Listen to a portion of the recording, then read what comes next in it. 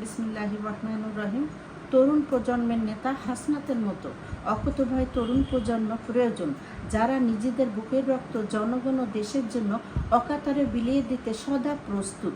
ষাটোর্ধ্ব চক্রান্তে লিপ্ত দুর্নীতিবাজ রাজনীতিকদের চির নির্বাসনে পাঠানো উচিত। এরা সবসময় ভারতের তাবেদারি, আমেরিকার পাঁচাটা গোলাম হিসেবে নিজেদের অবস্থান প্রতিষ্ঠিত করে আজীবন অবৈধভাবে ক্ষমতায় থাকতে চায়। আমরা বাংলাদেশিরা ইরানি জনগণের মতো, ইরানি রাষ্ট্রের মতো স্বাধীনচেতা হিসাবে নিজেদের অবস্থান দেখতে চাই।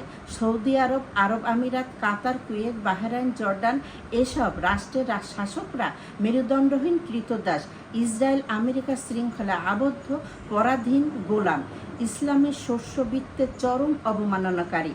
আমরা জনগণ ইরানিদের মতন চিন্তা করি। জন্মের আগে ছিলাম আল্লাহর নিকট, বর্তমানেও আছি আল্লাহর নিকট, শহীদি মৃত্যুর পরেও থাকবো আল্লাহর নিকট।